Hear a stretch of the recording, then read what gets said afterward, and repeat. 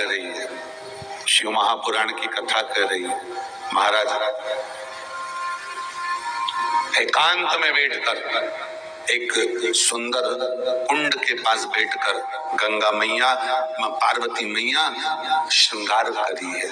मेरा निवेदन, भजन, भोजन, धन और नारी, ये चार पर्दे के अंदर रहेंगे तो जीवन की एक सार्थकता उत्पन्न होगी। पर्दे में रहेंगे।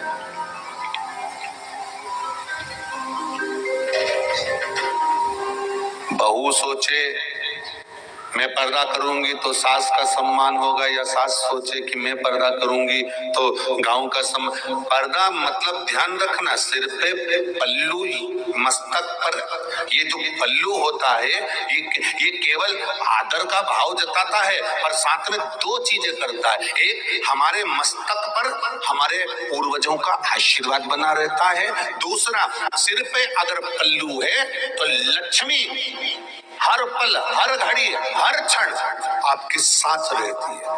मेरा एक निवेदन रहेगा, कभी प्रैक्टिकल कर देखना। आपको लगे कि सियोर वाला महाराज कहीं झूठ बोल रहा हो तो एक प्रैक्टिकल जरूर करके देखना।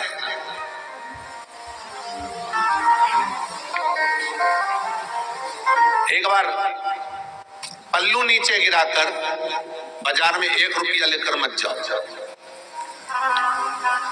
और अगर सिर पे पल्लू डालकर एक बार प्रयास करना कि मर्यादित तरह से सिर पर पल्लू लेकर 1 रुपया भी बाजार में लेकर नहीं गए हो, कोई चीज आप खरीद कर लेकर आए हो, तो वो जिसकी दुकान से आपने सामान खरीदा भले वो पहचानता नहीं है, पर मर्यादा का फल देखिएगा कि सिर पर अगर पल्लू रहता है तो लक्ष्मी कहीं से भी किसी रूप में भी व्यवस्था करवा देती है।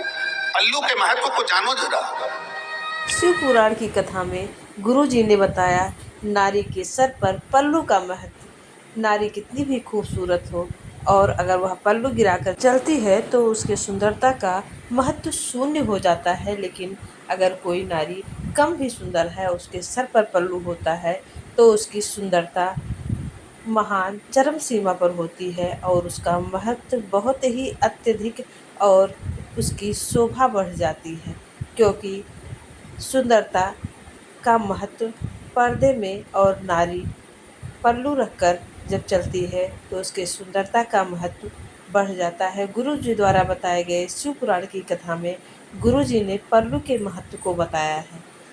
और अगर महिलाएं सर पर पल्लू रखकर चलती हैं तो उनके घर में लक्ष्मी माँ प्रवेश करती हैं और सदैव सुख समृद्धि भरी रहती है और कभी भी कोई कमी नहीं होती। श्री शिवाय नमस्ते।